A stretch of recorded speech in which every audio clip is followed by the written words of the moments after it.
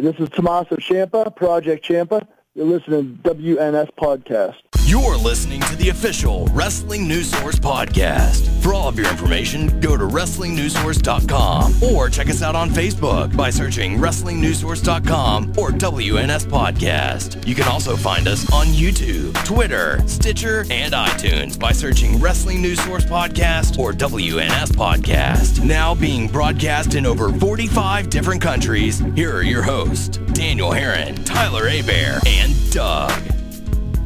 That's right. What's up, everyone? I am Daniel Herron. I'm Tyler Aber. I'm Doug. And we welcome you to episode 188 of the official podcast for WrestlingNewsSource.com. For all of your information, go to WrestlingNewsSource.com. Check us out on Facebook, WrestlingNewsSource.com. You can find us on Facebook, WNS Podcast, on YouTube, WNS Video, and on iTunes, Wrestling News Source Podcast. We're also on Stitcher, Beyond Pod, and Player.fm. Just search Wrestling News Source Podcast to find us. On Twitter, at WNS Podcast, Daniel, WNS_Daniel, Tyler Aber. Tweet at me to get me back. To get you back? Yeah, I have to have like a lot.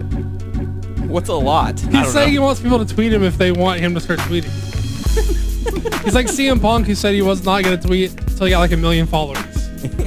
Tyler Aber will not tweet until he gets 1 million followers. Well, I guess we're never going to hear from Mr. Tyler Aber again.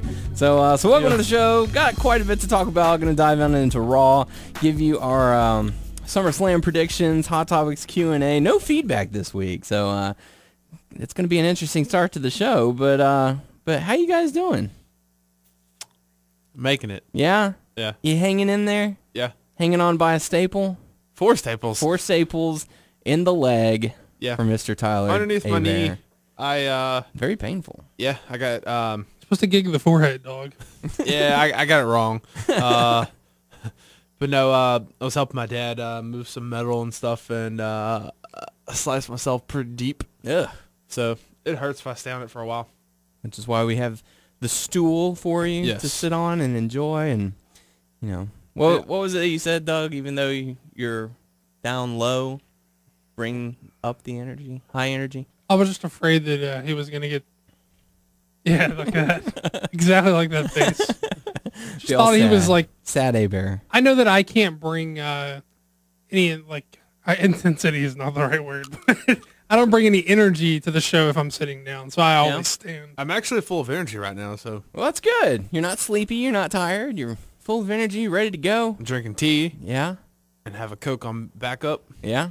You would drink that? It's got your name on it, man. Yeah, I should keep That's it. a Coke with your name on it. You say Shakira? No, so I should keep it. I thought he said, yeah, Shakira. man, it's got your name on it, and you were like, yeah, Shakira. Like, I'll drink it whenever, wherever. We were meant to be together. My name is Shakira. Your hips don't lie, Tyler. Thank you. So welcome to the show. Doug, how you doing? I'm all right. Yeah. I know you and I both got to go enjoy Guardians of the Galaxy. Tyler, did you ever get to watch it? No? I still have not. Get your ass to the theater and go watch that film. Great film. Very enjoyable. Much wow. Awesome There's already going to be a soundtrack. second one on the way. Yeah. I mean, it hasn't been... they haven't started working on it, I don't think. But Right. But it has been confirmed that a sequel will be on the way. Yes. So yeah. Doug, what were your thoughts on the Guardians of the Galaxy? I mean, it was excellent. I mean, there's not much to say that everyone else hasn't already said. Number 1 in the box office for a reason. Well, for that week, Ninja Turtles. I was about to say bumped them Ninja off Turtles. this week. Didn't Oh. Yeah. I want to see that too. Well, no, you don't. Just go see Guardians. You go see Guardians. No, I want to see both. I saw Guardians twice, and then You saw Ninja Turtles. I saw Ninja Turtles, and I wish I had just gone and seen Guardians a third time. Aw, it was that bad, huh? It's definitely not good. I don't know if it was like It's definitely not good. coming off of Guardians, which is like probably my favorite like movie experience in years. I don't know if it just fails so much in comparison, like to seeing it right after that, or it's not good. No matter when you see it, it's not good. However, I don't know if it was so bad because I saw it after I saw Guardians, and my expectations for a movie were so high. But Yeah. it's definitely not good. I took my girlfriend to go see Guardians this past Friday, and she loved the film just as much as I did. And she loved the soundtrack. You know, it was one of those. Ooga, ooga. Yeah, it was very I like that song. really good soundtrack. All the songs play into the feeling. Kevin Nash and Teenage Mutant Ninja Turtles? No. So now there's even less of a reason for you to go see it. Johnny Knoxville was Leonardo. What? Johnny Knoxville voiced Leonardo. Oh my god. Oh, voiced it. He wasn't the guy who... Or no, was it CGI or did people... Did mocap it? It was mocap with CGI. I don't know. Was that weird? It was definitely like the whole time I was like, that's Johnny Knoxville talking right now. The whole time I was like, that's not Leonardo, that's Johnny. So you were So distracted. wait. Right. Which one did he play? Leonardo. Oh, Leonardo is like, hi, I'm Leonardo, and welcome to Jackass. Or something. Welcome to Teenage We Mutant could Ninja teach him Turtles. say it and then kick. It was definitely Michael. distracting. Dun-dun-dun-dun-dun. So, Like Oh, Bradley, one more like question. Bradley Cooper is like awesome as Rocket. Like you can't you don't pick up on it that it's him at all. there are only a couple of lines where you're like, I can hear it, but then it goes right into He does a something good else. job though. Yeah. Like you don't hear him, you hear Rocket. With Knoxville I heard Johnny Knoxville. You know what I mean? I'm Groot. How was Shredder? Did he look cool? It was like some weird like gizmos to his armor that Mecha kind of Shredder. Yeah, kind of Knives on was knives. odd. Knives on knives. That's right.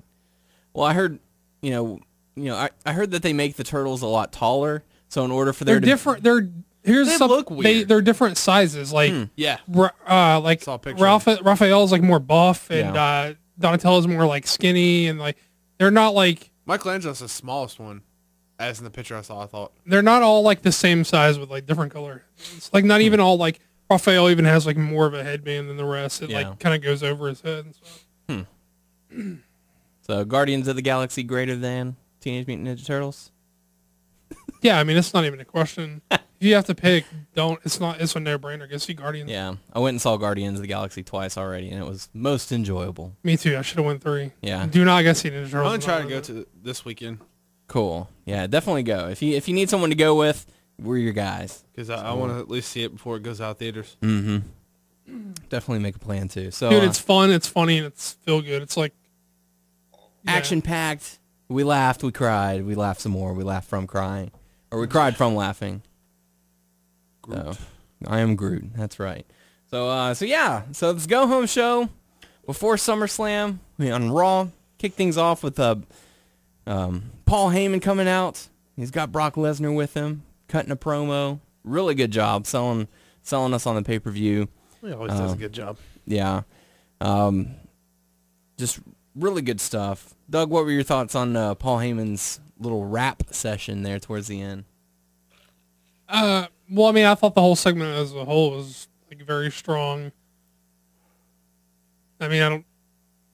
They saw. I mean, if it's been some weirdness with either Lesnar or Cena or both of them being out, it's hard for Heyman to sell a pay-per-view on his own. Yeah.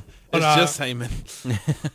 Yeah, I mean, Brock's not much of a speaker anyway, and it's he's for the best when he's not speaking. Say anyway. something stupid. But I mean, I thought I think this segment was strong and went a long ways into selling you on their pay-per-view match. Right. Yeah. Tyler, did you get to check out this this promo by Paul A little Heyman? bit, not that much. Yeah. It was really good. You know, Paul Heyman, obviously, every time he gets on the mic, he's doing a good job in selling you on something. You know, great mic work. Did his job very well. I mean, not much else to say. He built towards it. He had the poetry/rap session for Cena. I enjoyed it. I thought it was pretty comical. But other than that, it was just to hype up the pay-per-view, which he did just that. So moving on into the first matchup, we got to see Roman Reigns going up against Rybaxel as per the Authority/Corporate Kane. Back to Corporate Kane. Match ends up ending in a disqualification after Rybaxel or throwing Roman Reigns repeatedly into the steel pole, and the ref is like, hey, stop doing that or I'm disqualifying you. So they do it again and disqualify. Nobody can tell Rybaxel what to do. Nobody. That's right. So match was kind of short. Yeah. Just to, you know. Then I guess- Roman Reigns got his momentum back at the end. Yeah, there towards the end. And cut a promo on Randy Orton saying what happens if you punch the teeth of a viper down its throat and you But he made like turn it into he made like worm. a joke at the end, or he said something. He acted Believe that? Yeah, it was weird. I think Maybe he's trying something out. Trying something new. I don't know. maybe, but I would say the less mic time for Roman Reigns, the better. At least until you get him some more practice time. Don't give him the live mic. Sure, do like a recorded thing like they do for Brock Lesnar, and Cena and all them. But I would say don't have him do live promos just yet. How about you, Doug? Well, I had much less of a problem with this promo as compared to ones in the past. I think he's more Cool. I was like thinking about what I was gonna say. I saw like your commentary in the back, like influencing me. What the thing? Say cool. Say cool. Say cool. He's cool. I mean, I think his high points are more towards his charisma and his look and things of that nature.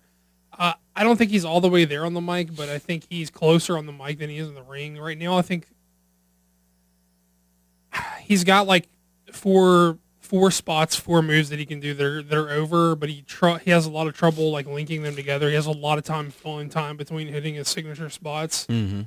And I mean, he's already been launched. Like it is very clear that they're pushing him to the top, and he's the guy they picked, and he's on his way. So he's gonna have to improve like quickly as far as in ring work if he's gonna be a main event guy. Right. I mean, he's not gonna he probably won't get the title until like WrestleMania, but still, I don't know. Like They have time to work. I think he's got time, but I feel like he's got a lot of ground to cover. Yeah. And I don't know that. Sure, like guys like Kane have something that they're gonna to offer as far as teaching him, but I don't know. Working with Kane does not feel like, and even working with Randy Orton to me does not feel like the type of guys who are gonna be able to like teach him enough to get him along as quickly as he needs to be. Okay. I don't know. I don't have high hopes for their match at the pay-per-view is what I'm saying, basically. Yeah, I'm feeling like this will probably be like a cool down match of some kind. But don't you think that's a problem that look, I think it's commendable that they've picked a guy. They picked the successor, they picked a guy. But don't you think it's an odd position to be on that they chose the guy who's he has a better look than a lot of other guys, and he has a lot more charisma than a lot of other guys, but he is probably, of their selection pool, he's probably the least qualified as a worker. Mm-hmm. So do you think it's alarming that he's the pick? Do you think it's easier to teach him to work, is what I'm saying, than teaching the other guys to act like a star? What do you think? Because he really does have problems filling the spots. He's got the drop on the apron, the Superman punch, the spear. I mean, but he has a lot of problems like filling the holes between those things. Right. Yeah, he can learn new stuff in time. He can switch it up because, like you said, they're looking like he's going to be the successor. He's going to be the next big guy. I feel like the WWE wants someone who looks credible. Like this guy could kick your ass in real life. That's why they're having the John Cena's, the Brock Lesnar's, the Batistas, the Randy Ortons. Like these are larger set dudes, in the main event picture. You want like the colossal feel to them. And Roman Reigns has that look. He has the presence of being one of those top guys. I don't get the feel that he's that colossal, that guy like that. Yeah, but he's got a good look to him. Like, yeah, he does. He's put together. He's a handsome dude. He's a buff dude. Mm-hmm. I mean, that's what. I mean, if you say, for instance, like you bring up the WWE 2K14, screen, how you select a character and they put them next to one another, if you were to put 6 people on there, you put, John Cena, Randy Orton, CM Punk, Kane, Batista, and Roman Reigns, Roman Reigns kind of fits in that group. It's like, okay, I can see that happening. But if you were to take him out and you put like Justin Gabriel, you're like, no. You put, Kofi Kingston, not maybe, no. But, you put Roman Reigns in there, he's like, okay, he's got a shot at winning this. Like he's got that look. He's got that I don't know. Well, I don't know are if they you call saying it the that it right now factor. or for later? That he has a shot. CM Punk has a very average physique. I mean, he's a very average Right. dude. But what I'm saying is like he was in that, upper tier level with those guys. Sure. Okay. Well, I thought we were arguing on like look basically. But yeah, I mean, it's just I feel like Roman's going to be the one, like you said, that next big successor. They're building him. They're going to groom him the correct way. I agree with Doug though. I don't think that Kane and Randy Orton will do it. I mean, like it would work for me, or I mean, not me, just in general. So, I mean, don't get me wrong. There are lessons to be learned from those guys for Roman Reigns, but they aren't the guys who are, I think, going to get him along the furthest, the fastest. You know what I'm saying? So it's like, okay, so WrestleMania is going to be late March, early April. It's August now. So I'm trying to picture What in you my got, like head, 9 months? something like that, sure. So four, yeah, you're about 8 months. So you got to look at who are we going to feud him with that's going to establish him from here, Well, there's no question. Like, oh, you mean from Orton? once on? SummerSlam is over. Even if they keep him face, they wouldn't turn the heel. No. We have to. I'm only assuming that they're going to keep him face to grow him further with the crowd. I think it's pretty simple. I mean, I think he's. I don't know if he goes right from Orton to Triple H, but he's gonna go over Triple H at some point between now and then. And he's gonna win the Maybe belt, Survivor Series. and then he's gonna win the belt from Brock at Mania. I mean, I think that's their plan. Yeah. Can Triple H teach him stuff? Yeah, but Triple H is not a guy who's gonna wrestle all the time. That would be a Right. good rub for him, but I think that's weird. I don't know why. I feel like I know that someone has to defeat Brock. Like who's Well, Brock's gonna gonna be big, bad, and nasty, running rampant until Roman dethrones him at Mania. That's how I see it going down. Yeah. And it's just one of those things where, for me, I just can't picture him feuding with anyone to really grow from. The only people I see him feuding with are people it's just going to be like a stepping stone. Be like, oh, I beat this guy. If True, like, I'm sorry, go ahead. I was like I would think though if they ever turn Sheamus heel or whatever, that would be good. I think that would be a Sheamus good and fit. Reigns. Yeah. Two big guys slugging it out. But you make a good point with these guys, like using these guys as stepping stones. The guys that he's going to feud with that are going to give him a boost up as far as credibility are not the guys there that are going to be there enough to teach him the most in the ring along the way. So you're either sacrificing large portions of guys working with him and improving him in the ring, or you're sacrificing some of his credibility. You're not going to be able to get both in 8 or 9 months. You know what I'm Right. saying? Triple H putting him over, yes, a jumping credibility. Yeah. Going over Brock Lesnar, yes, jumping credibility. None of those guys are full-time guys. None of those guys are going to work with him. Who is he working in between those dates Exactly. to improve him? They only have like so many people in that top tier for him to be able to work towards that. The next tier below is so far distanced from the top tier. So it's like, who can he really feud with? And not to mention when you want to look more at a face heel dynamic as far as guys he may actually be feuding with. You're looking at Randy Orton, you're looking at Kane. Who's your next heel for him to feud with? I would see there would be another heel or whatever, but it really wouldn't help him because they're both trying to establish. You think eventually that he'll be like, hey, guess what? Somehow him and Seth Rollins' path will come crossing. I know they're trying to separate because they're doing Dean Ambrose thing, but I mean, like, hey, he did him over too. But it's one of those things. Is like they're building. need to. They're building Reigns as already in that top tier. Yeah. Whereas where Rollins is the lower level, getting ready to elevate himself. So Reigns would have nothing, to gain from defeating No, yeah, I Rollins. know that for sure. But I said no. but I mean, He's not getting a rub from going over Rollins. No, they're Right. both. I mean, they both wouldn't. yeah, really. I mean, would Cesaro be a good feud? Yeah. Fuck yeah, but he's not gonna. But the way they booked Cesaro does not give him a step up in credibility. Exactly. I think Sheamus is the only logical choice right now. Sheamus is a very good week to week wrestler, Mhm. but he's not necessarily a bump in credibility. I mean, he's not a bump in credibility, but he's not a rub guy. You're not getting a rub by beating Sheamus. Right. Unless maybe you bring back Big Show as a heel, but Turn Mark. I think turn Mark Henry heel would be a good thing. I think Yeah. it's a good feud for him because I think Henry's got a lot of.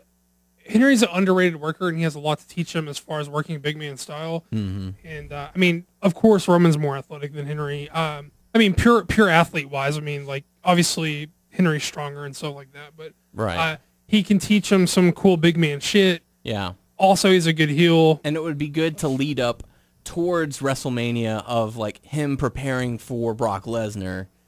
Subconsciously, they're not going to come out and say, okay, we know that Lesnar's going to have the title until WrestleMania and Reigns is the guy.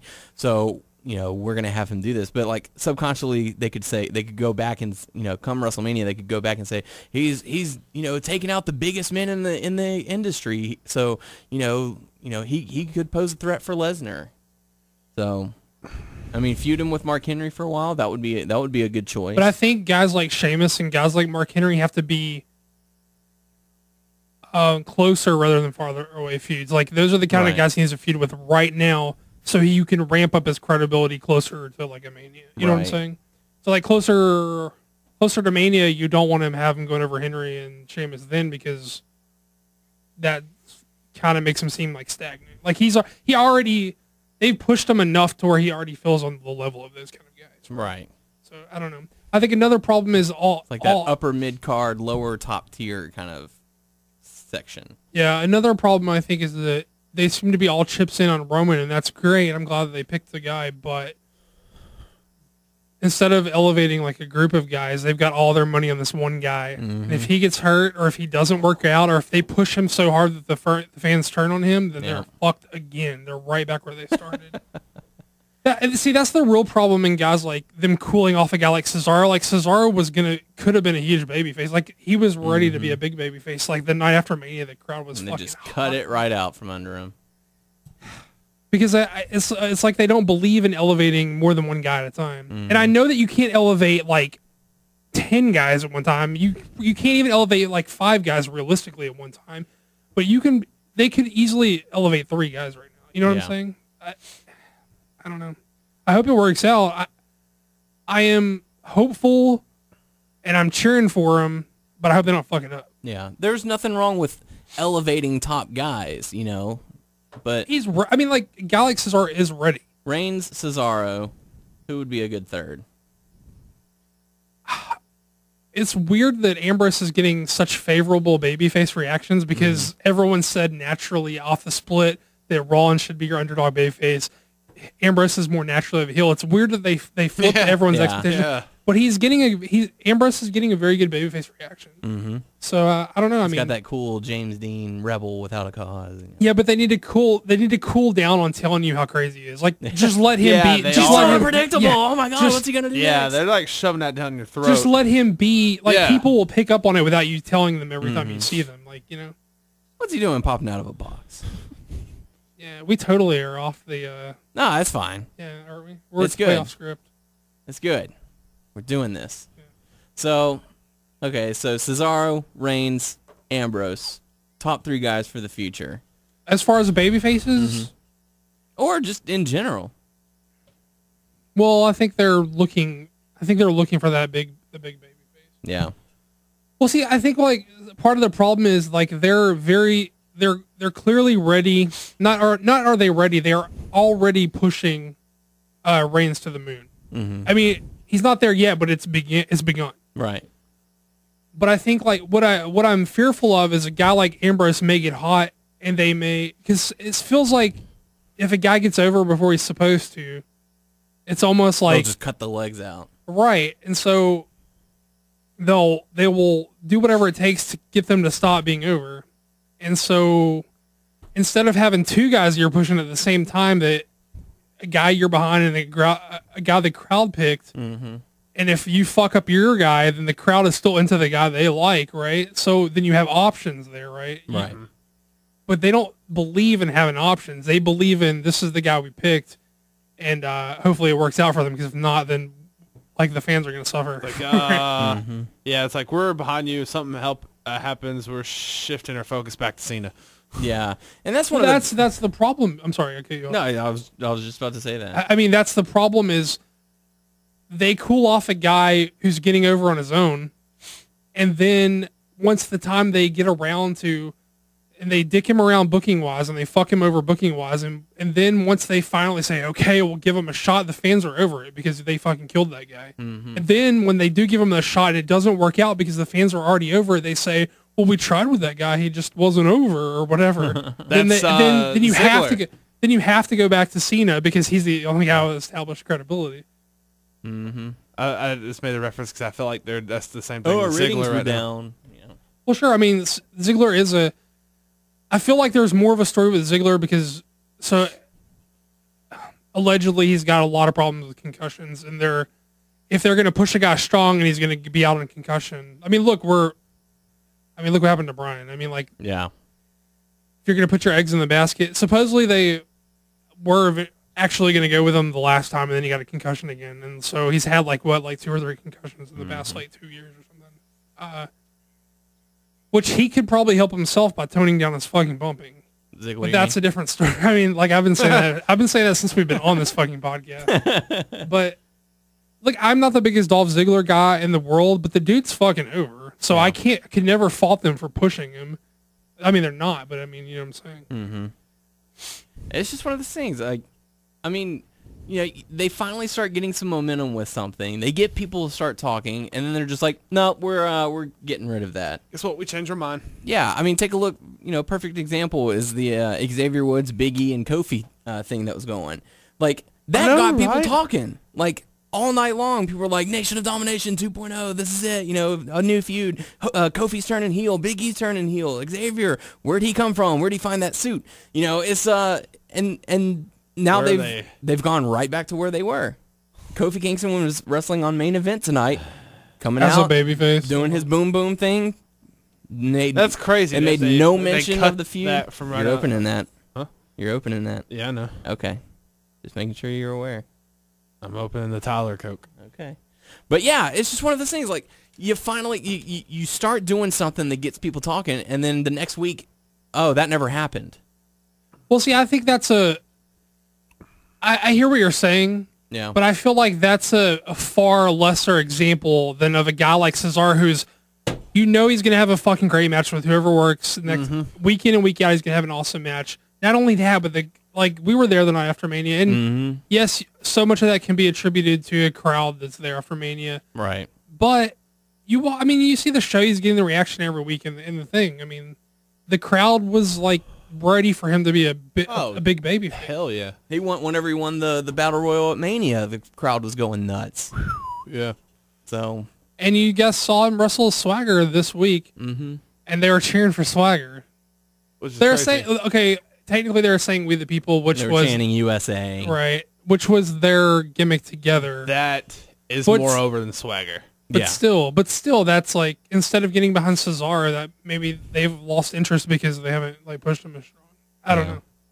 Well, I mean, I think the fans were strong at one point when it was like "We the People" plus Cesaro. Yeah. So. Yeah, and the whole "We the People" thing, that's just like fan interaction. Yeah. You know, they're not doing it to support Swagger. They're doing it to say, hey, how loud can we get? You know, and yeah, they're supporting Swagger by saying it in a sense, but you know, how many fans are actually chanting "Let's go Swagger" or, you know, none. Something like that? You know, they'll chant "We the People," they'll chant USA, but how many are really chanting for Swagger? You know, whereas Cesaro, hell, you had people chanting "King of Swing" whenever Paul Heyman, you know, threw that line out. So, I don't know. You know, back to what we were saying, like, Cesaro was ready, and they just said, no, we're not going to do that. And then they had potential with him and Paul Heyman, and they just dropped that at the drop of a hat. It's like, oh, by the way, I'm not a Paul Heyman guy anymore. Wishy-washy motherfuckers. Yeah. Well, see, I don't think him dropping Heyman is a bad thing. Right. What I think is the bad thing is, he's there in the ring every week in and week out. He can deliver with anybody, and he was over to the point where he could be pushed. Basically, he was ready to go without your help. Right. So they're like, but we're not ready for you. Right, but they look at it as Reigns is the guy we're pushing right now. Yep. And anybody else is taking the focus away from Reigns. Mm-hmm. What happens when Reigns gets hurt, or if Reigns doesn't ever come around like he should have? Yep. And then you're right back where you began. It's like I've been saying for a long time. What happens when Cena and Orton, if Cena and Orton were to go out on an injury at the same time, who would be their next guy? That's their fault for not. It is their fault. It's the WWE's fault for not. Selfish motherfuckers. And I don't want to come across like we're coming down on Roman Reigns, because I am hopeful, and I hope he does work out. Mm-hmm. I'm still iffy on his ring work. I mean, I'm just being honest. I don't think he's there yet. Right. But I see what they see in him. You know what I'm saying? Right. So I just hope he works out.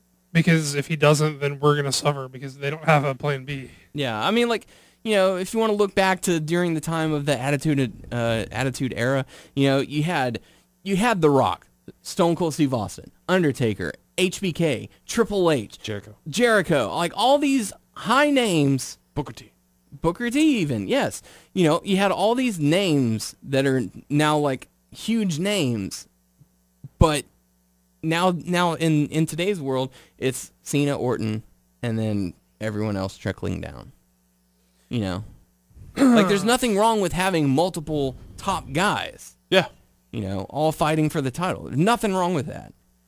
I'm interested to see when Batista's going to poke his head around. Yeah. Because I feel like, I was reading stuff about them saying they were having creative differences about how he was presented when he came back. Yeah. It kind of feels like if he's done with his PR shit and you have him on some kind of contract, like why wouldn't you bring him back as a babyface right now, where like he's like riding the Guardians momentum? Put him in some fucking Drax tights. I don't know. Put the fucking Guardians logo on his tights and like put him back out there. I don't know. No, that would go over his head. Wouldn't go over his head. His reflex is too fast. He would catch him. So people would eat that shit up, like just come out, be sincere, talk about the movie, how it was great, just to be all fun and stuff like that. People are gonna get behind you, Would you bring him back as a babyface or heel? And how would you bring him back?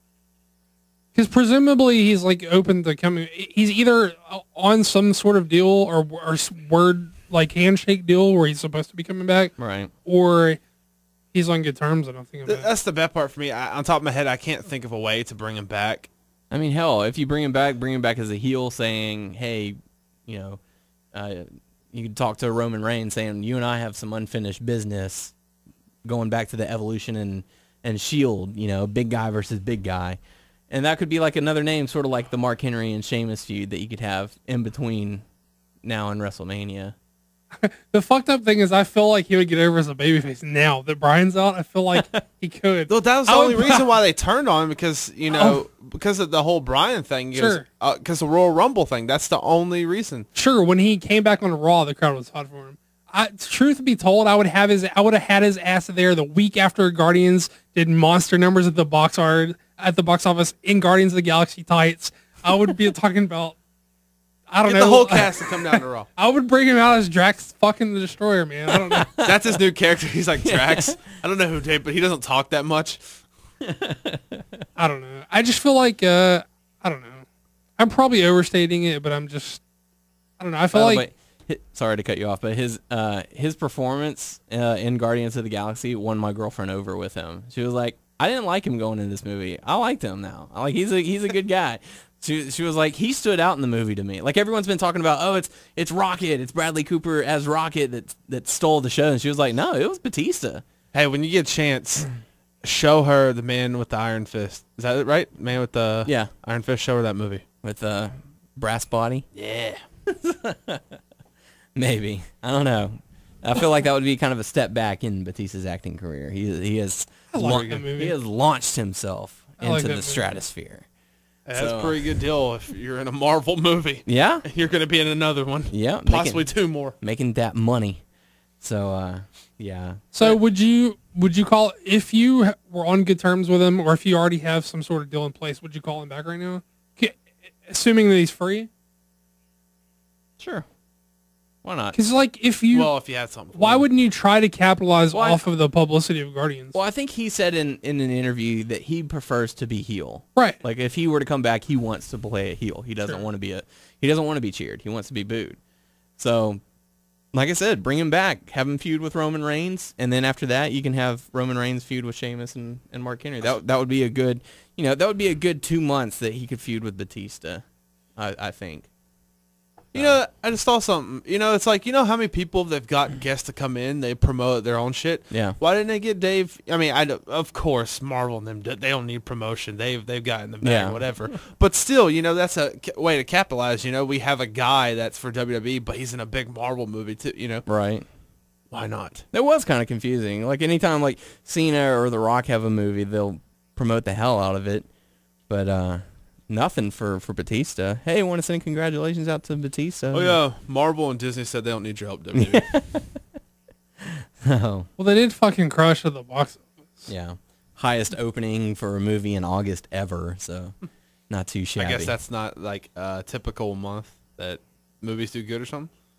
Well, I think it's on the back side of the big summer blockbuster. Yeah, everyone's saving their money for school supplies and all that, books. I'm saving my money for Guardians. Yeah, yep, there you go. So, so I don't know, but Roman Reigns, he's a future guy, but just he needs a little time to be groomed. Hey, it has to grow on me because whenever like you just told me about your thoughts of like Roman Reigns and Brock Lesnar, I'm like wrinkly face over here. I'm like, really? Yeah. I know it sounds bad, but like I just don't picture that. Yeah. I mean, they can give him time. I mean, I'm trying to picture their stare down, in the ring together, looking face to face. I could buy into that. But like that. Like I said, he still needs a little bit of time. But diving back on into Raw, the next matchup we got to see Seth Rollins going up against RVD. This matchup I thought was a pretty good showing. Seth Rollins ends up getting the victory. Anything to really take away from the matchup? No? Good work? Solid. All right. After the matchup, Seth Rollins was getting ready to walk up the ramp, and they had all these presents lined up for Hulk Hogan because it was for his birthday celebration. You would think he spotted that present, like, hey, poke through it. Right? Just like, I'm gonna peek in the present, but put my ear to the present. Yeah. So hear someone breathing. He walks up to the stage, walks over to the presents, kind of looks around, and is like, "Oh man, that's the silliest idea." It was too obvious. He made it obvious. Yeah. He was like, "Oh, that's the silliest idea ever. He wouldn't do that." And sure enough, there's Dean Ambrose popping out of a present and going nuts and berserk, chasing Rollins back up to the ring, hitting him a couple times, and Rollins escapes, and Dean Ambrose grabs the mic and is like, "Oh, you better get all the running out of your system because come Sunday you aren't going to be able to run since it's going to be a lumberjack match." And he said it's only going to be $9.99 on the network, but I'm going to get my money's worth of kicking your ass. And yeah, it came across like really lame because of how they did it. But if Seth Rollins was just walking up the ramp, and as he was walking up the ramp, Ambrose just shot the fuck out of the president and started clobbering him, it would have been surprising and everyone would have been like fine with it. Yeah, but the way he like went up to it, like mimed around it, it's like, yeah. The way he was like, "Oh, I sense his presence." That line was so stupid.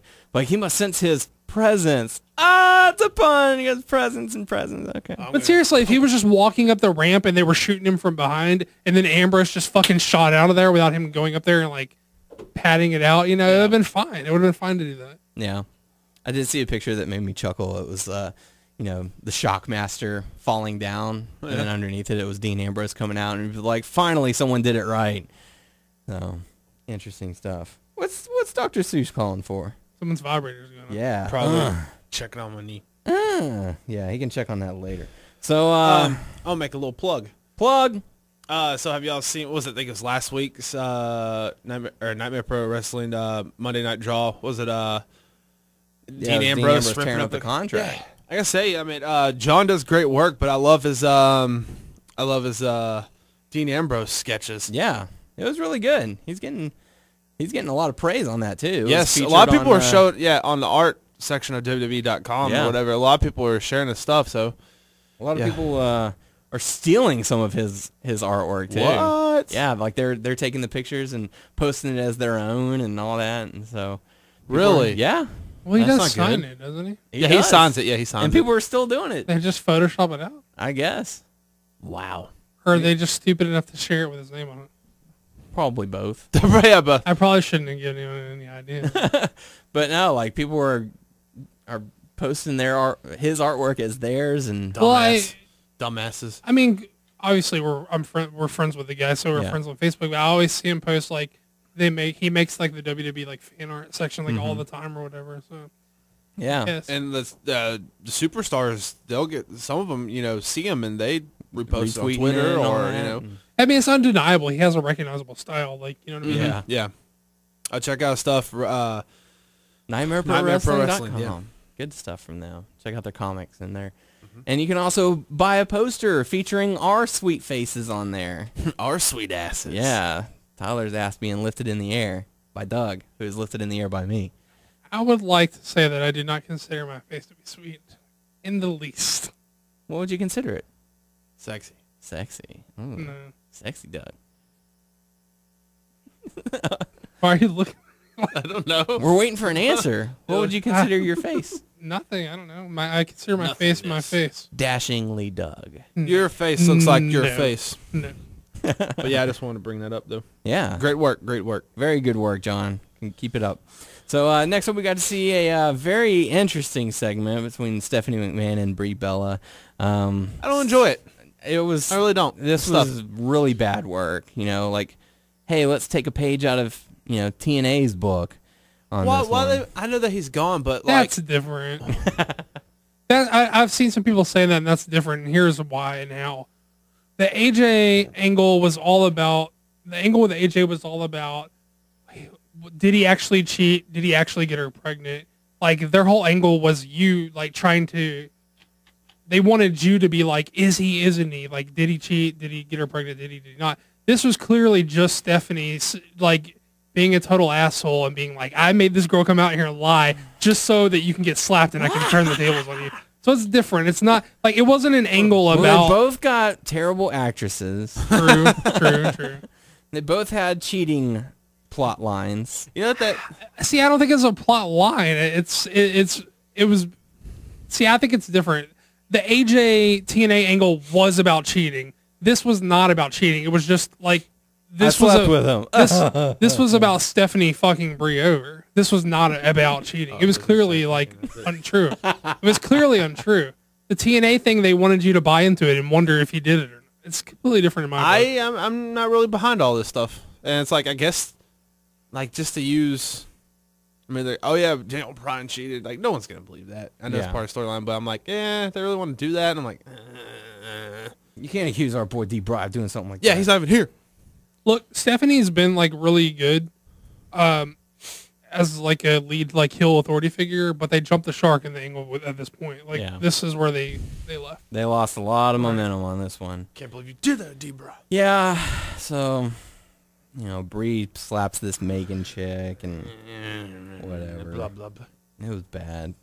Can we just jump ahead to what happened later that night instead of talking about it later? Sure. So we can just get it out of the way because We already kind of mentioned. yeah, because Brie slapped Megan, attacked Stephanie. Oh, you remember her name? Yeah, well, I wrote it down. But Stephanie was like, "Oh, that's it. We're gonna settle this tonight." Ha ha. So, later on in the night, Brie comes out and gets ready for her match. Stephanie's music hits, and she comes out still in her normal attire and saying, "Oh man, due to circumstances, we can't have our match tonight. But I just thought I'd let you know that Megan decided to press charges, so you're going to jail tonight." Bitch. And we have two officers come out and Officers. place Brie in the handcuffs, and found it very odd that they had to read from the Miranda card. I saw that. I was like, he's a new cop. He's new. Yeah, this is that buddy cop movie that we're all What? In the issue of fairness, In the issue of fairness. I have seen episodes of Cops where the cops have read the Miranda rights from cards before. Just to make sure they get it right? Okay. Was this in your instance, or was it in a different instance? No, I saw it on TV on Oh, an okay. episode of Cops. I've seen more than once. I've seen cops read from the guard. Okay. So, I mean, I'm just saying in the issue of fairness. Were they new? I don't know. Okay. We'll chalk it up to the possibility of them. Maybe it's like a requirement for like the first year or so. They have to read it. Don't know. Not a cop. Don't know any cops. Let's be cops. Let's not be cops. Don't you like how they went to that commercial right after the cops? Yes.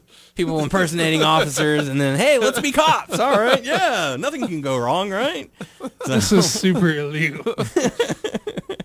so very interesting stuff to see. But, yeah, so Bree gets arrested. Boo-hoo. So now we've got Next. now we've got jailbirds fighting at SummerSlam. She's out of jail. She is out of jail. Yes, She they posted- report on WWE.com. Yeah. And yet we haven't seen a single mugshot for either of these people, which is weird. So next up we got to see Jack Swagger going up against Cesaro. The We the People feud that we never I never knew got. that Swagger would be going over. Well, yeah, you got to build for his feud, and Cesaro at the moment does not have a match at SummerSlam. He'll probably be one of the Lumberjacks. So Jack Swagger gets the win. Cesaro gets another loss, unfortunately. And Zeb gets in the ring, starts cutting a promo over Lana and Rusev. Explosion. And as soon as they get ready to do the We the People explosion, the flag drops down. Whoa, where did that flag come from? Swagger got Rusev. That was the idea that I had been talking about a couple weeks ago. It's like, but it would have I happened. remember I was here. I know. Well, I'm reminding you, and I'm reminding the listeners that was my idea, and it has been stolen, and they just switched it a little bit. You ain't getting a check. I'm never getting those checks. Never getting that money. I remember we played out like prank scenarios for Swagger. We You were just like, got swagged. right, we did a bit of it. Yeah. You got jacked. But now you got Rusev. So, whatever. So, Lana and Rusev cut a promo. So, next up we got to see an air quote interview between Bray Wyatt and Chris Jericho sitting together backstage. Bray Wyatt did most of the talking, basically talking about how he does not have a conscience, and he's going to do a lot of bad things to Chris Jericho and calling him a savior. Jericho responds by saying, "I'm no savior, I'm a survivor. I've lasted in this business for 15 years, and you don't know what I'm capable of. I have many faces, and you don't know which one you're going to see at SummerSlam." What do you think about this, Doug? It was an awful pile of shit. Really? It was as I rolled my eyes as hard as the Stephanie and Brie pop segment. wow. Really? I thought they were both like parallel, like they're both as bad TV. Wow, bad TV. I'd say the Jericho Bray was better. What? That's just my opinion. Yeah, I agree. I don't think it was super great, but I Yeah, thought it wasn't. better It than wasn't Bray. amazing. Like it was. It was one of those. Oh, cool. We haven't seen something like this in a long time. I thought it was. I seriously thought it was super bad. It was like soap opera bad. I was like, You're waiting for the music in the background to start playing. well, it felt like how they I don't know what kind of film they used to shoot soap operas, but it felt like it was a different film. Like it Well, they looked do have different. soap opera writers, so could you really expect too much more? Well, I don't know. I thought this was bad TV. I thought this was as bad as the Bree Stephanie. And stuff. when the writers pitch this, it'd be like, "Trust me, this is my field of specialty. I know how to make this good." You don't know wrestlers, fool. I thought it was real bad. Lay into it, Doug. Don't hold back. Well, no, I did. I said, "What do you mean I'm not holding back?" I just called it a quote.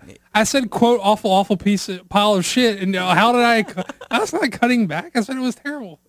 He wants more. We need He wants more. Come on, we got to get the fans talking. Come on.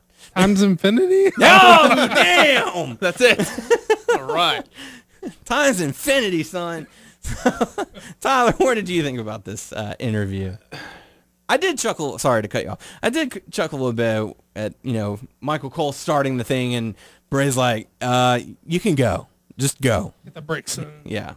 I don't know. It was weird. I know it was cheesy. I like the feel it had, but when you have Bray Wyatt and he always talks, like at the beginning I was like, "Oh, this is pretty cool," but it's like to me when he talks. What are you saying? Yes, and then you have Jericho, the face Jericho, which I just don't give a shit. I mean, What are you saying? Yeah, so it's like, I love Jericho, don't get me wrong, but I used to be like, oh, Jericho's my favorite wrestler, Jericho's the man. Now I'm like, like, what Jericho's is still he good, doing? but it's not like Jericho is my guy right now, Right. He's still in his greatest hits form. Yeah, how Doug says, yeah. Everyone was just waiting for him to say hypocrite. But, yeah, so very weird. A lot of people were saying it might be too little too late to build for their feud. But I don't know. I feel like a lot of the feuds for SummerSlam have been kind of poorly built here lately. But they're not about that. They're all about the main event. So next matchup, we got to see Eva Marie going up against AJ. I missed the beginning part of that. You didn't miss a whole lot. The match was really short. The match gets underway. AJ gets the upper hand. Paige's music hits. She comes skipping around the ring, causing a distraction. Eva Marie wins with a roll-up. And, Oh, yeah. so, I don't know why, but Eva Marie got the win.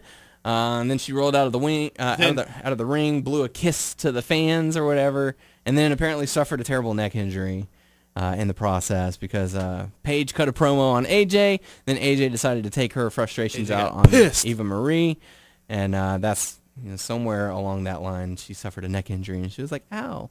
So, she's legitimately hurt? No, but what I'm saying is like the match ended. She gave a kiss to the fans, Eva Marie, and then while Paige was talking to AJ, they had their whole thing, and then AJ cuts back to Eva Marie, and they show Eva Marie like, "Ow, oh, my neck," and then like AJ goes on the attack, throws her into the the barricade onto the table and all that. So it's like, what the hell happened in those 2 minutes that Paige was cutting her little poem? Maybe she was. She got whiplash from blowing the kiss. Maybe she was pantomiming the warrior rope shake. I can vouch for that. I'll throw your fucking neck out. I once hurt my neck doing that too, so maybe. Yeah. So True story, bro. So yeah, AJ lays waste to Paige, or not Paige, Eva Marie after the match. They should make a sequel to All Stars, man. That was a pretty fun little game. Yeah, I thought they were, because that got better views than Legends of WrestleMania. The reason I say that is because I threw my neck out doing the warrior rope shake while playing that game. That's You why beat my ass in that game. I wasn't that great in that game. I beat your ass in life, Tyler. Come here. Step up. Step up. You want something? Let's just tell the truth. Doug gave Tyler those staples in his leg. Stabbed him. Which, Knife I was about to fight. say, what Knife submission hold did you put him in to like pop the bone out through the skin? And Knife fight. I was fight. running towards him, and I was trying to do the Daniel Bryan knee. He had a knife. slice. So yeah. So next up, we got to see John Cena come out, cut a promo. His fired up. I've been here through the years. I've seen and heard it all. Let's go Cena. Cena sucks. And I had to laugh at one part because I feel like he was suckering the crowd in at the end of this promo. Oh, yeah. But then you had the regular fans. It's like, because he was saying, "Oh, you want Cena to turn?" Yeah. And like you're playing on them because they said that people want you to turn heel. Mm-hmm. But what you mean is you're going to do some bad things. You're going to be like a different John Cena at SummerSlam. Yeah. So some people are like, yeah, but I think some people are like, that still doesn't mean shit. yeah. But I mean, I kind of chuckled at that. Yeah. So, and what was it that he said? It was something about, I'm not in it for the money or or I'm not all about the hat and I'm not all about the shirt while he's wearing new merchandise. So, found that to be kind of comical. But it was a good promo from Cena. He didn't say I'm not all about this. He was saying people are saying, when's it going to stop being about the shirt? When's it going to stop being about the hat? Right. He was taking it off, as he was saying. Right. It wasn't quite as hypocritical as people were making it out to be. It wasn't like, it's not like he's like, look at all my new shit. It's not about this new shit. He was like, he was saying Which it is available now on www.shop.com. Right. So it wasn't quite that hypocritical as people. Parents. People love to slog like Cena, so of course they took it there. But he was saying people are asking John Cena, when's it going to stop being about the new shirt? When's it going to stop being? That's what he was saying. Right. But the promo itself was really good. He made the final stand of saying, that, Lesnar, if you're saying that this is your house, this ring is your house, you got an intruder in there, come and get me out. But Lesnar was nowhere to be seen. So Come get some. So what were your thoughts on the promo? It was definitely above average promo. So there were steps where he lost me along the way, but I felt like overall he did enough to like sell me on the match. Okay, keep you interested. So so good stuff. But next up we got to see Heath Slater going up against Dolph Ziggler. Really weird because, like, you know, last week Heath Slater was playing the role of the face. You know, but Slater Gator, motherfucker. Well, I think Slater Gator is undefeated also, aren't they? Are they like 3-0 or some shit? I don't know. I haven't been following them too much. Are they just on Main Event and Superstars, or are they on SmackDown as well? Because I know on Raw he's been doing the solo route, and he's been doing really well. I only saw the first hour of SmackDown this week because I switched over to watch Evolve 31. Nice. Ooh. So how was that? It was a solid show. You know, Evan Bourne was there. Drew Galloway, aka Drew McIntyre, was on the show. Russell Christie. Evan Bourne, he was his old name. He was Galloway. No, Bourne. He was what's it called? Matt Sydal. Matt Sydal. Matt Sydal, yeah. That's cool. I mean, spoiler if you don't care, like Galloway beat Hero for the belt, like on the first night. Really? Wow. Yeah. His first match with the company, he beat Hero for the belt. Yeah. That's nuts. Sydal wrestled Gargano the first night. Ooh. And he wrestled he wrestled Ricochet the second. That's racist. He racialed. He wrestled. All right. He wrestled Ricochet the second night. He only 2 matches. Galloway wrestled. He beat Hero for the belt the first night. He retained. Who did he wrestle the second night? Oh, the second night he wrestled Anthony Nese, and the third night Ricochet wrestled Galloway.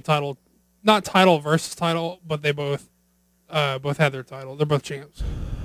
Another question off the subject. When do you think our DVDs and stuff from our New Orleans thing, you know, when they put them on DVD? Well, the Ring of Honor one's already Ring out. of Honors, yeah. That's, And I already own that. Yeah, that, and I have to get that. The Dragon Gate Evolved shows are so far behind, like, production schedule. They've said we're starting with, this past weekend they did a triple shot, Evolve 31, Evolve 32, Evolve 33. They said we're going to start from there. We're going to start right into production of these 3 events so that we can be up to date finally. And then they said we're going to start working backwards from there. So eventually you'll get those DVDs. A couple years maybe. You can probably watch watch it on demand on their site, but there's not a hard copy. Yeah, I like the physical. Yeah. forms. If I'm gonna pay to watch it forever. Sure, but they have some cool deals. I don't know if they have it because I pay like $30 for a show, and they would give me, I could watch it live, I could get the on demand, and I can get the DVD when it comes out for like $30 or whatever. But I don't know if retroactively, like, you can get the on demand and the DVD for like the lower price or whatever.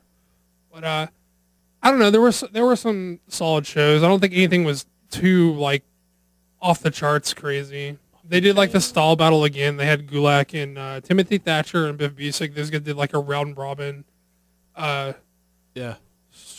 style tournament with this dude named James Radine. He was like a 0-1 guy. I think he beat like Masato Tanaka for the 0-1 title or something. Nice. He didn't really mesh with their style, but he just kind of seemed like a guy. They needed like a 4th guy to do a round robin tournament. I mean, he was fine, but I don't know. It was solid shows. I don't have any complaints really. Cool. Very cool stuff. Have to check that out one day. But yeah, so Heath Slater goes up against Dolph Ziggler, ends up getting the win. Heath Slater ends up getting the win via countout after a distraction from The Miz, and Ziggler went chasing after Miz and ended up getting a countout from that. Went to go shake Slater's hand, and Slater went to go give a kick of some kind and paid the price for it with a zigzag from Dolph Ziggler. So that's building the feud between Ziggler and The Miz. Next up, we got to see the main event, Randy Orton going up against Sheamus. I thought this was good work from both guys. It was a good build for Orton going into his matchup. You know, and it took a lot to take out Sheamus. So all in all, it was a good finisher for Raw. What do you think, Doug? I mean, to be completely honest, I'm having trouble remembering any like talking points about it. Like, I don't know that I have anything. The to say. RKO from the top rope there that Orton caught Sheamus into the RKO to get the win. So, but it was a solid matchup. I enjoyed it. How about you, Tyler? I did not catch that. Didn't catch it? Okay. So that takes us into the Hulk Hogan birthday celebration. Special guests, me and Gene Okerlund, Jimmy Hart. Brother. Yeah, Ric Flair, Rowdy Piper, Mr. Wonderful, and even the NWO. Scott Hall and Kevin Nash got a little NWO reunion. So good stuff from them. They started to sing Happy Birthday and are interrupted by Brock Lesnar. He comes down and, sort of shoulder checks Piper and stares down Flair, and then finally settles his eyes on Hulk Hogan. And then Cena comes down to sort of chase him off. They kind of have a stare down, and Cena's like, "Come on, man, you want to take me out of your house? Bring it on, So, but Lesnar decides to step away and not fight for free, and what I thought they were wait going to until do? SummerSlam. Because I know it probably wouldn't back down. He did the Roddy Piper thing, and he got in Flair's face. I thought he was going to like bow up to like Kevin Nash. Yeah. So I'm like, I kind of would like to see that a little bit. Mm-hmm. How about you, Doug? What do you think about this segment? I sort of have mixed feelings about it because on one hand, I feel like it was real effective and it accomplished a lot in the way of making people want to boo and hate Brock Lesnar, which I feel like is sometimes hard to do just because his opponent's Cena and the crowd's so 50-50 on Cena. Right. That you're going to pick up like detractor fans from Cena, people who hate Cena. Yeah. So there's a likelihood that Brock's going to get cheered, especially with a guy like Heyman who's a good talker. Like people are going to want to cheer that. So I felt like ultimately it was effective in making this guy hateable. Right.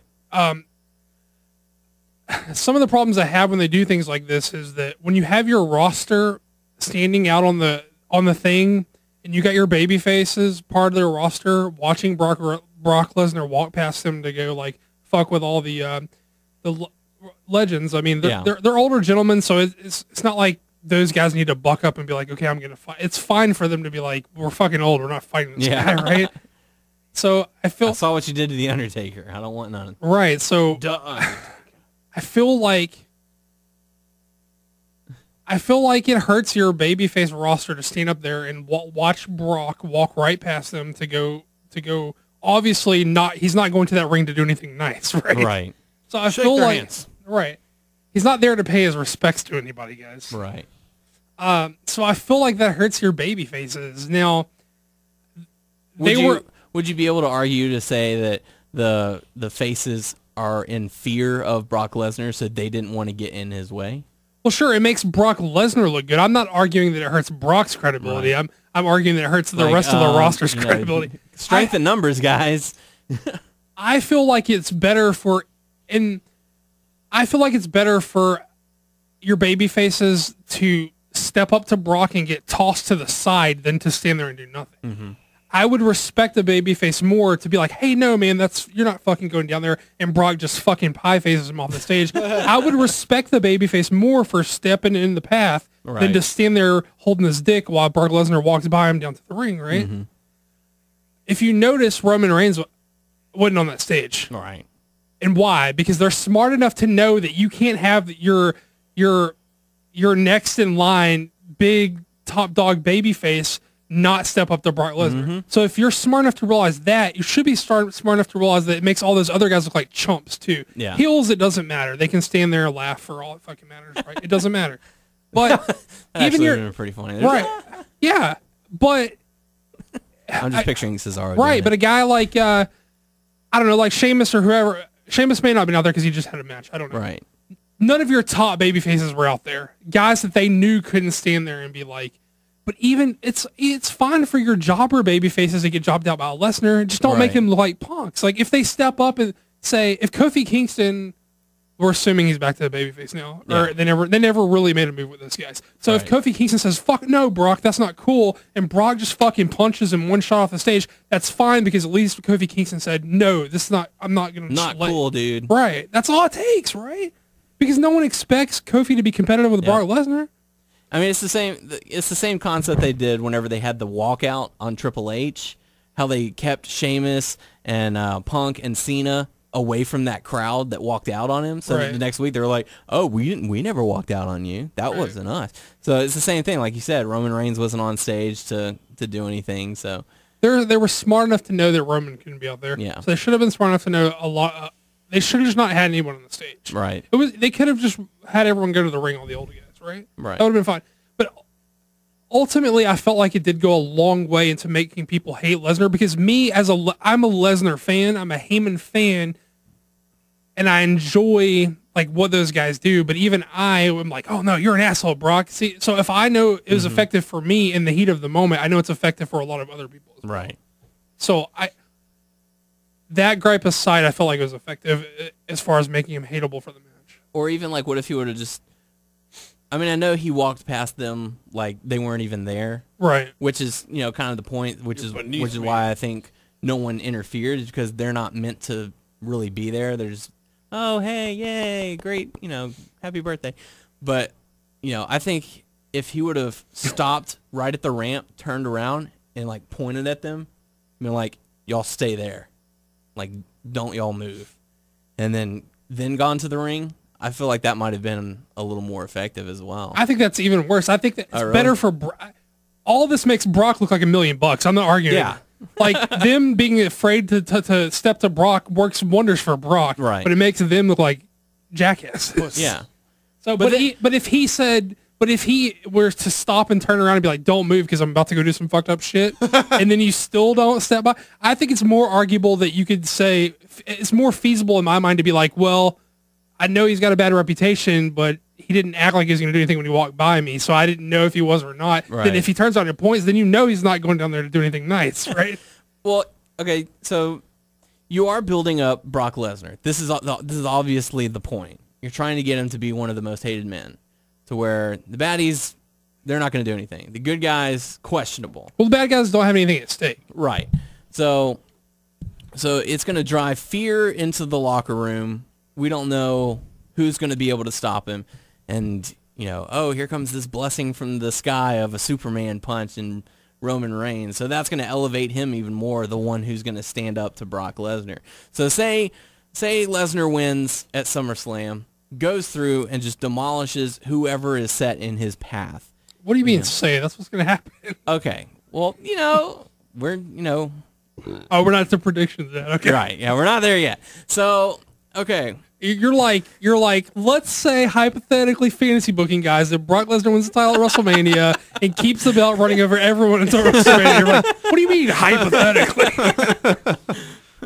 So you need to drive fear into the locker room. So the good guys, I don't want to face him, just that is inherently a problem for me. Really? I feel like that does not make you a good guy. Yeah. I feel like a good guy fights the odds. Or like even if he can't win. If he can't win. Or like whoever does stand up to him just gets destroyed. That would have been if they would have just stepped in his way and be like, nope, you're not walking by, and he just fucking pie-faced him off the stage and threw a million tables. It wouldn't have mattered to me. Because I don't. I like that. I'm just imagining like this long row of tables, and he's just casually walking them through it as his hand is on their face. This is how I can explain my sensibilities about baby faces, about heels. For heels, it's about results. It doesn't matter how they get them. That's why they don't play fair. That's why they will cheat.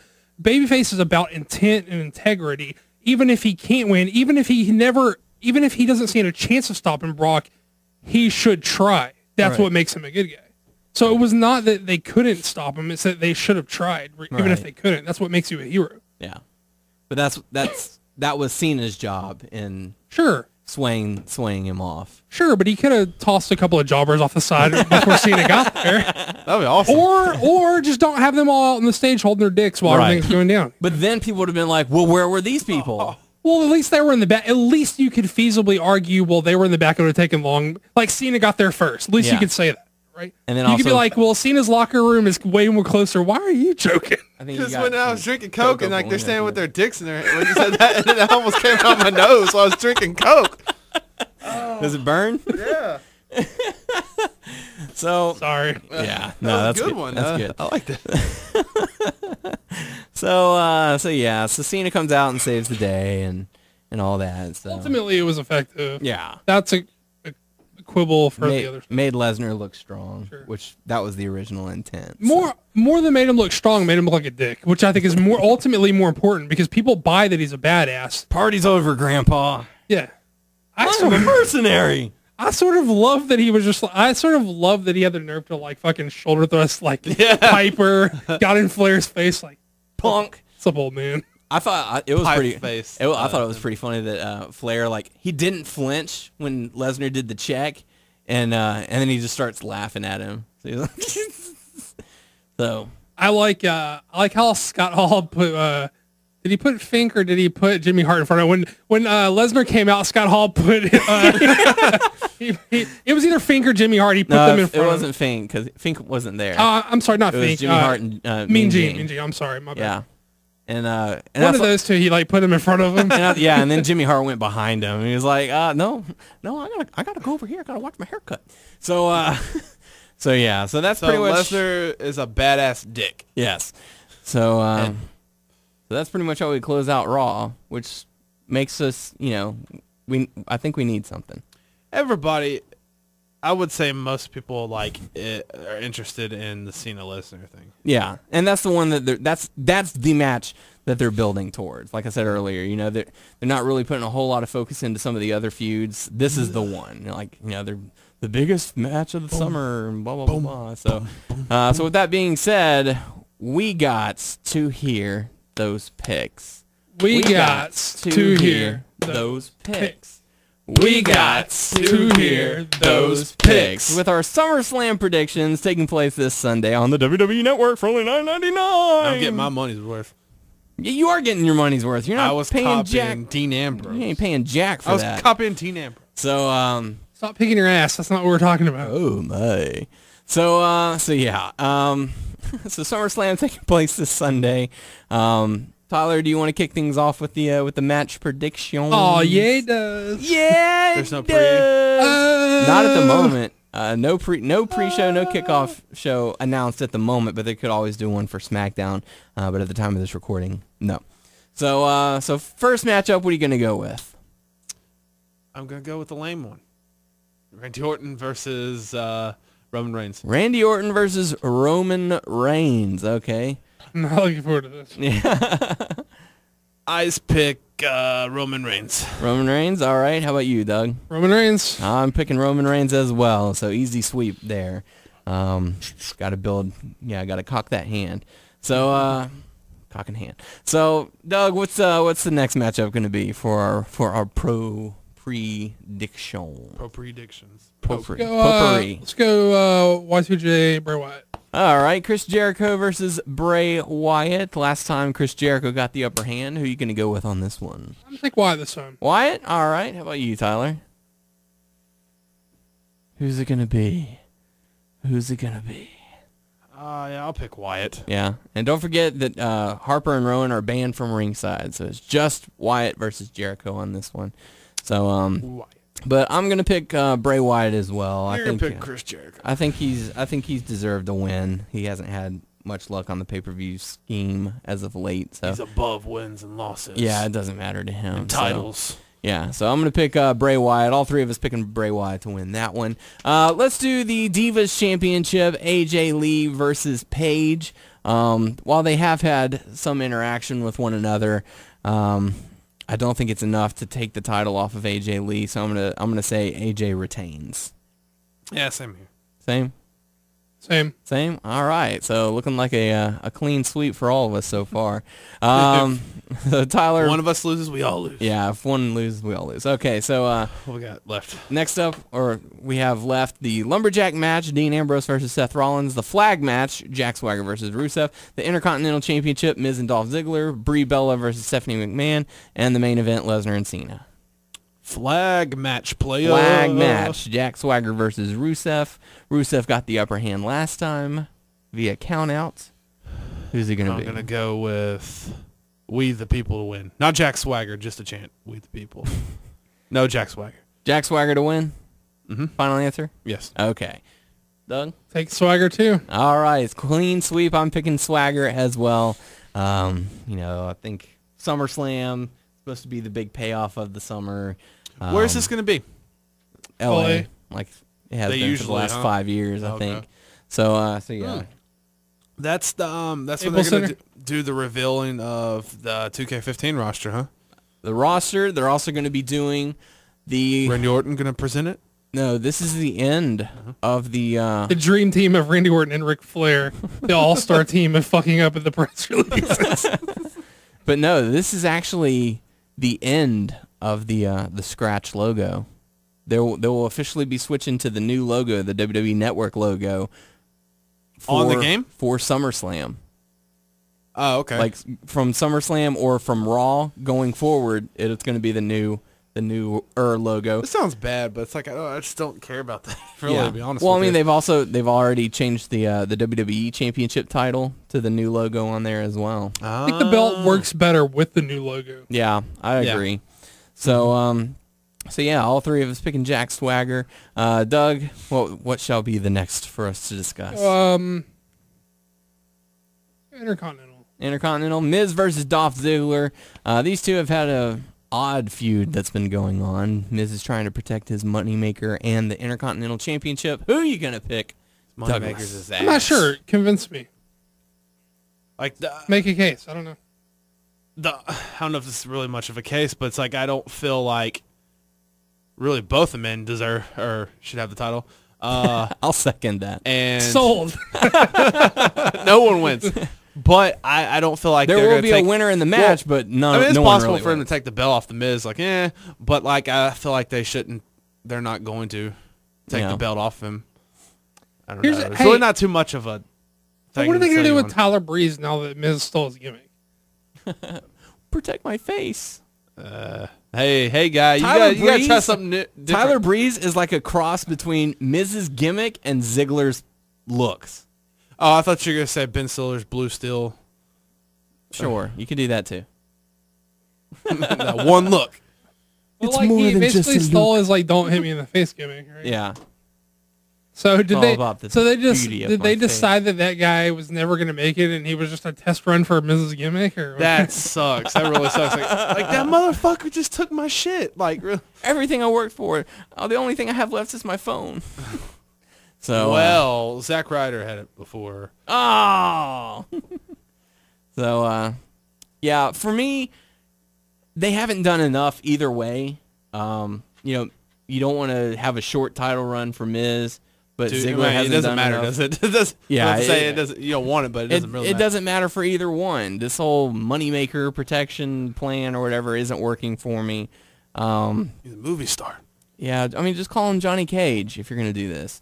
No, don't say that. Yeah, I mean, he's trying. I like Johnny Cage more. That's what he's trying to look like. look, man, let's gonna start punching people in the dick. Yes. Would that gain favor of you? If he could do a split and punch someone in the dick, he would get over with me. That's an instant disqualification. He deserves but that title was now. awesome. Just finish it. That's how he retains the title every time by DQ. No, dude, I have that replaying in my head from Mortal Kombat 2 when he did that. God. But you can't punch the girls down If there. Miz's new gimmick was he retains the title by DQ every time because he did the split, punch the guy in the dick every time, then he would be over with me. Put that in the game. So as far as the match goes, no punching of the dick. Who are you going to pick to win? Who did you say? Miz? I haven't given. I'll go ahead and give my prediction. I'll say Miz is I going to didn't retain. say, but I picked Miz though. All right, well, we picked all the others the same anyway. I'm going to keep it in line and say Miz. Falling to peer pressure. So clean sweep for Miz to retain. No, who you really pick is to vacate the title. Vacate the title. Yes, we all win on that one. So all right, let's do the lumberjack match: Dean Ambrose versus Seth Rollins. This feud has actually had a lot of build. They've been doing a good job keeping it, relevant, I guess. Wait, they had a pay-per-view match last time, huh? No, it No. got canceled. And then that's when there was the whole brawl in the ring and then brawl out in the parking lot and all that. Okay, yeah, happened. I remember that now. So, is Dean Ambrose finally going to get the one over Seth Rollins, or is Seth Rollins going to get the victory being Mr. Money in the Bank? That's what I'm hoping. I want to go with Dean Ambrose. Okay. All right. I think this is a weird one because I feel like Rollins should go over here, but I feel like the stipulation dictates that Ambrose should. Like, if they didn't do a gimmick match, it feels like Rollins should be the guy going over. But when you put that stip on it, it feels like Ambrose has to go over. So I'm gonna, unless they do something weird where they stack the deck with the lumberjacks or something. Yeah. But that's even weird for WWE, right? So I guess I'm going to go with Ambrose, too. It's just going to end up in a big brawl, and they're just going to be like, screw this, we're just going to have a battle royal, and the winner gets the Money in the Bank briefcase. I don't know. Like, what if the Authority, like, makes, like, all the Lumberjacks heels or something? I don't know. Right. I don't know. I think, you kind of have to go with Rollins in order to maintain I'm the Authority's next top guy, but you also want to have Dean Ambrose get a win. But even if he does win, he's still going to try and stop the cash in. So wait, man, he stopped it, man. He poured stuff all over the contract. Yeah, and they just gave him another briefcase, or they gave him the same briefcase, but they have copies. Yeah, they made a copy. So I don't know. Does Dean really need the win if he's just going to keep stopping the cash in? Like, what's the end game with the whole cashing in? How does he stop it? Ambrose is the hotter act. The people are behind him as a babyface. Right. And Rollins has the briefcase in his back pocket, so he could be the man whenever they decide to make him. Right. So I feel like it's more important to keep Ambrose hot. Mm-hmm. Yeah. Plus, I'd hate to see a stipulation match where the babyface gets the heel, a running chicken shit heel, and a stipulation match where the heel can't run and he doesn't win. That kind of is like the antithesis of like babyface heel dynamics to me. You know what I'm saying? Yeah. So, I guess I'll go with Dean Ambrose on that one. So you both pick Dean Ambrose? Mm-hmm. Okay. So yeah. All right. Tyler, we have 2 matches remaining. Stephanie McMahon versus Brie Bella. Main event. Brock Lesnar versus John Cena. I'm going to be nice and do Stephanie and Brie Bella. Stephanie. I thought Tyler was going to say, I'm gonna be nice and go with Brock Lesnar and John Cena. So, Stephanie McMahon versus Brie Bella. Triple H is going to be in the corner of Steph. Nikki is going to be in the corner of Brie. Some people were talking possible turn for Nikki. Triple H is going to win. Triple H. Okay. So who you gonna go with to win? Triple H better against everyone. Even his wife. I win this run. Shit. Brie. Brie? All right. Brie mode. Oh God. Nothing's gonna happen. How about you, Doug? I was dead set on picking Brie until you planted a seed of doubt on me just then. To me? You planted the seed of doubt with the Nikki Hill turn. Ah. You know what I'm gonna say, Brie. Brie? All right. Brie mode. Oh God. That means it's gonna be a letdown. Just because you are shouting out Brie mode, I'm gonna say Stephanie McMahon wins. Damn it. So this could be the make or break. Yeah. So either it's gonna be a tie between you guys, unless y'all switch on the Lesnar and Cena match, or I will be the winner.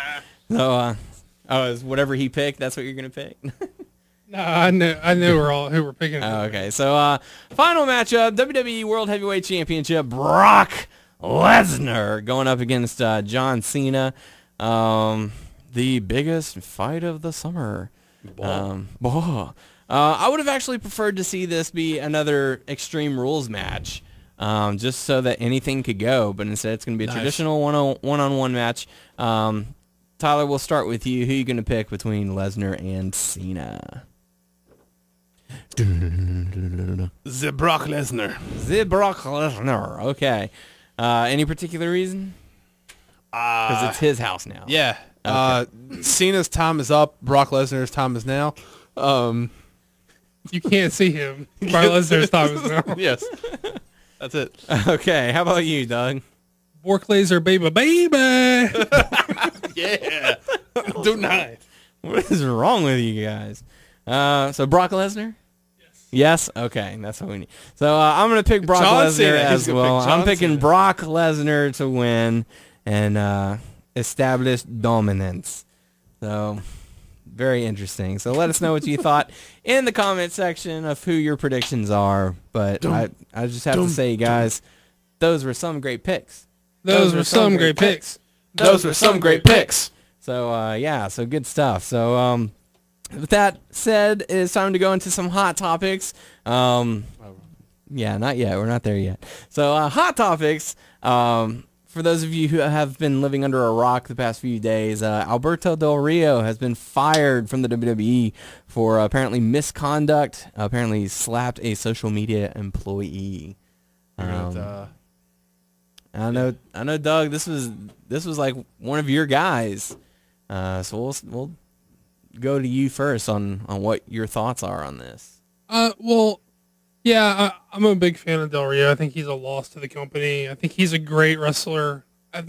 He's at least a very good wrestler who got fucked over by booking. Like, what is he typing? Oh, no, we're not talking about that. What does it say? Ben. Because Ben made a post on his Facebook and got contacted WWE about it. What did he say? He claimed... See, I didn't want to talk about it, and you're making me talk about it. Okay, I'm out of the loop. I don't want to be out of the loop. So it said that, Del Rio slapped a social media employee, right? That's what we hear, yes. Right. That's what we hear. Ben, in his infinite wisdom, decided to post on his Facebook claiming that it was him that had been slapped by Alberto Del Rio. WWE then received phone calls and emails from fans of Ben wondering if he was okay, wondering what's going to be done about it. WWE then contacted Ben asking for clarification as to what had happened. Oh, shit. So Ben had to come clean and said it was all work. I was just fooling around. Nothing That's happened. the best thing I've heard in forever. How does Ben have quote-unquote fans? You know how he is. He promotes himself on the website all the time. Look, Ben's a lovely guy. We had a lot of fun hanging out with Ben, but He's that's elegant. weird. Yeah. So that's the Ben story. There you go, Tyler. Yeah. Okay, so ADR. Serious time now. So what we hear is that this dude supposedly said something about Del Rio that was racist, not in front of Del Rio. Right. Del Rio confronted him about it and demanded an apology. The guy refused. Del Rio gives him a slap. Right. That's what we hear. Del Allegedly, right. However you want to word it. Right. Del Rio gets the X. Supposedly, allegedly. Right.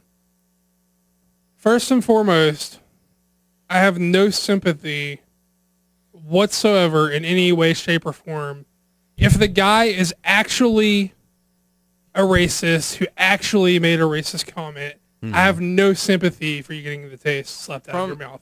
From the reports, they were in the catering section. The person accused. It was Del Rio's job to clean the dishes. Right. The person was told, "Hey, clean your plate up," and the person then said, "No, that's Del Rio's job, implementing a racist comment towards the Hispanic community." Yeah. Instead of slapping him, he should have super kicked him. He should have done a lot more than just slapped. But listen, I have no if that guy actually is a racist who actually said racist stuff, I have no sympathy for him whatsoever getting the taste slapped out of his mouth by Del Rio. However, WWE can't have people going around slapping dudes no matter what they say, so I cannot fault the WWE for doing what they need to do to handle the situation. Do you think firing, termination was the appropriate? I mean, we've had people in the locker room who have bribed officers of the law and only received a suspension. Yeah, I'm surprised he didn't get a suspension.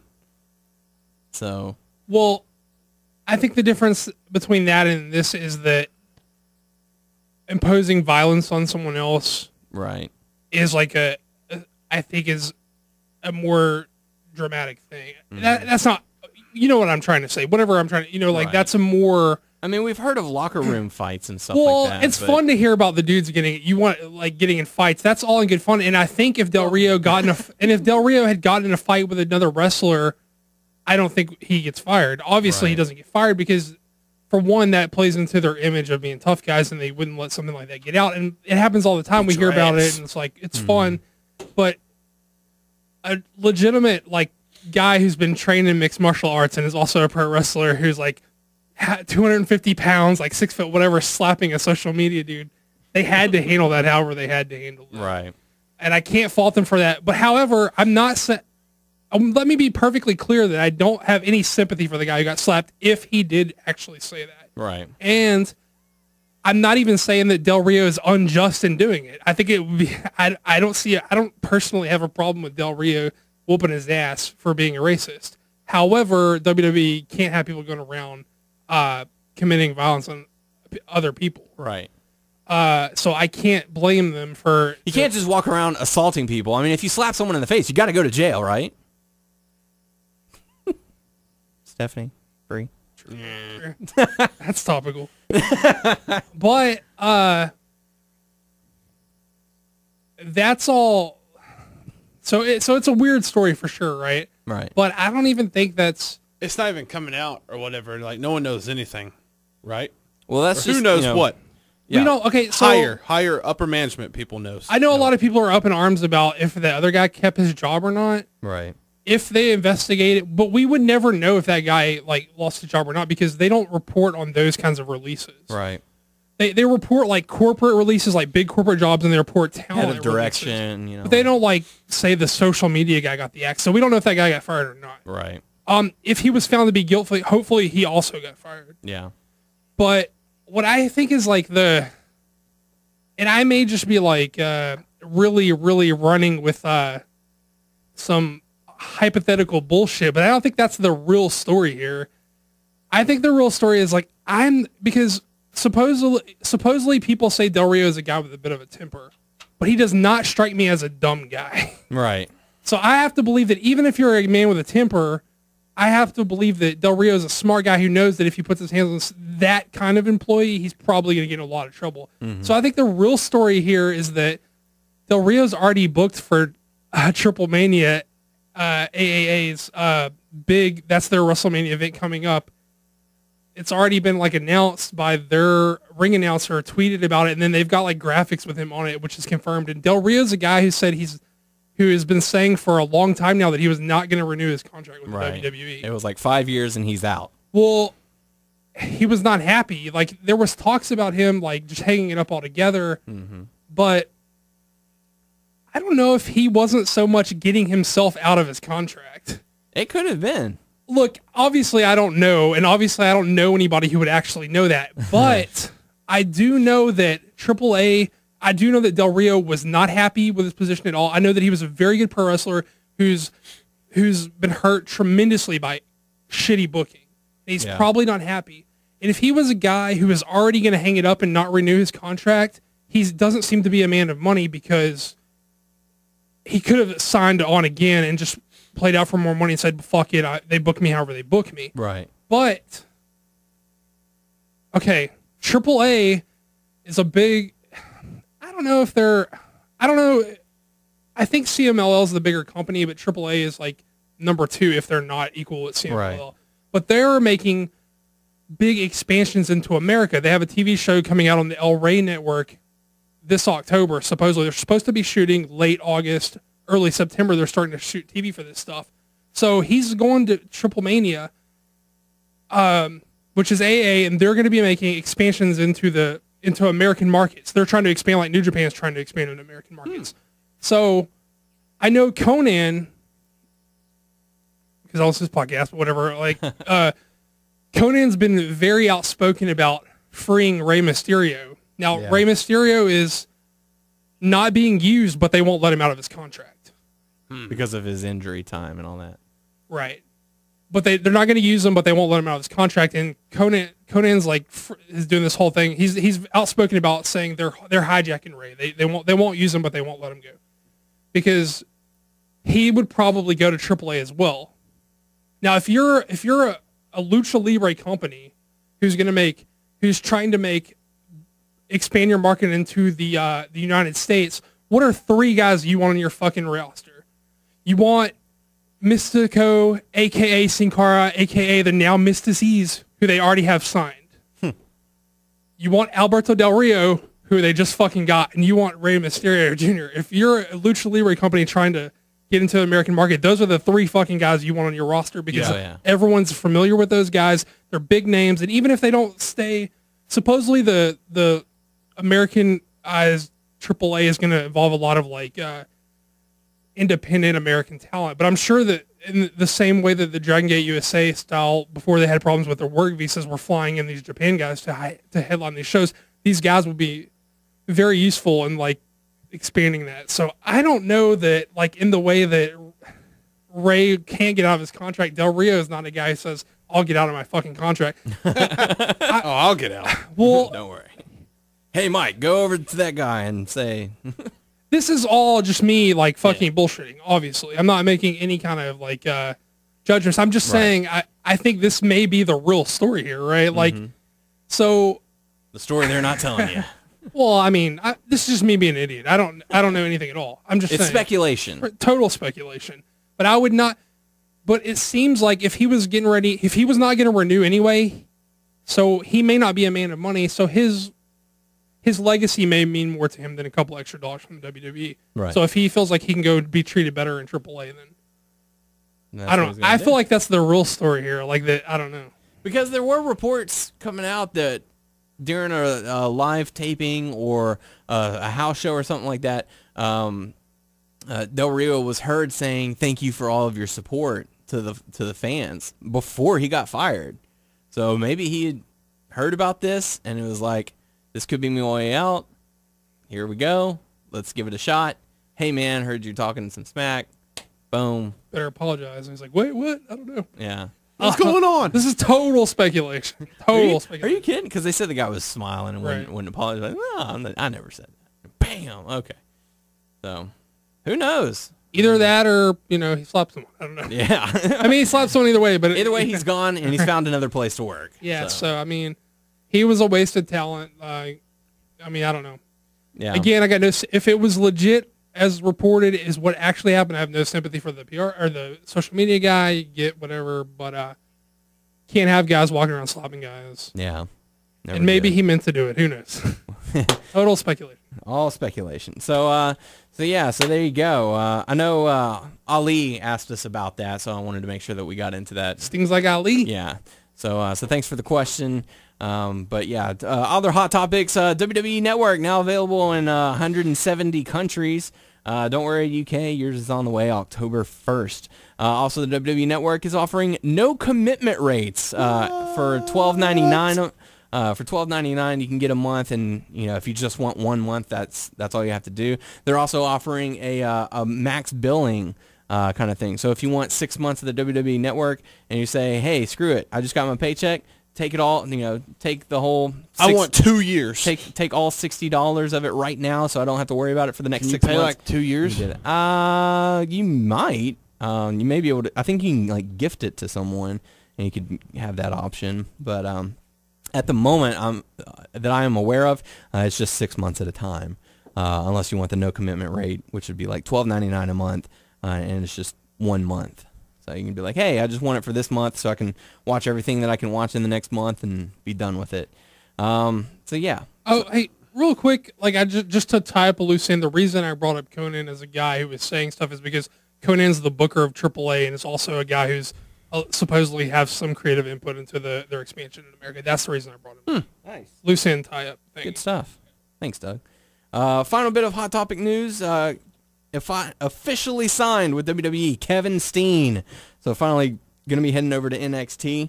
So really exciting I was saying stuff. this to Doug earlier. It's pretty cool that, you have it on the dirt sheets like back in the day, like so-and-so has been signed. Mm-hmm. But now it's like what we've seen with Devitt and, with Kenta, they'll bring him in. Well, I mean, I guess Prince Devitt was his real name is Fergal. How you say it? That was his real name? Yeah. But, like, they'll bring him in. I guess they'll go to Full Sail and Triple H takes a picture with them, and it's like, hey, look who's here. Yeah, Kevin Steen is now with WWE. They say his name. Mm-hmm. They have a whole article. It's like these days it's changed. They'll talk about all, I think that's good. Yeah. Because it's like no more speculating. When you see the picture, Yeah. And that's something that they even talk about their past, where they were, which I think is kind of surreal to me for them to mention like other companies, because like I remember for like the longest time, like if you mention anything other than what oh our shit, he said company that? is, Wow. yeah, like that was like so taboo.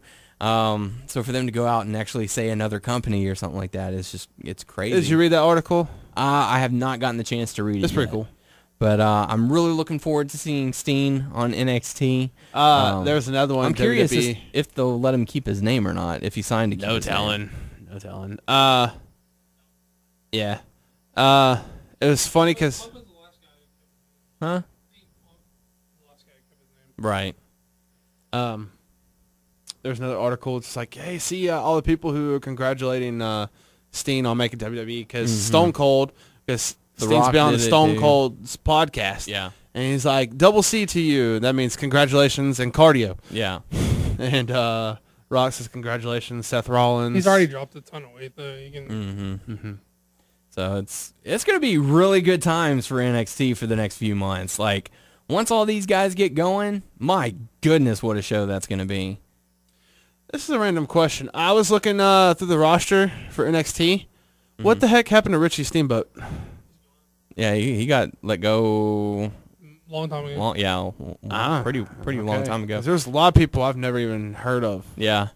On the roster. I mean, my goodness, just look at the roster. You know, like, talk about the future is now. You're going to have a lot of good guys coming up in the next year or two. So stars are on the horizon.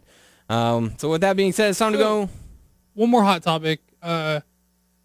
Further along the TNA stuff that we were talking about the past couple of weeks, they canceled all their house shows in September, or at least their whatever they had booked for September, they've canceled. Yeah, that's true. So, but I did hear that Spike tried to buy a percentage.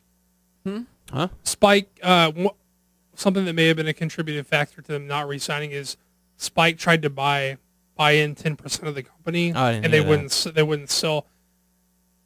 You know, Spike's trying to own their like live sports contact. Like Spike bought Bellator, and they were trying to buy a percentage of TNA, and TNA didn't sell to them.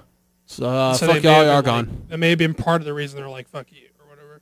Well, I heard recently, and I don't remember where I saw it, but I saw that Spike allegedly is saying, okay, if the contract expires, you guys haven't found a new home, we'll still air you until you do find somewhere else to go.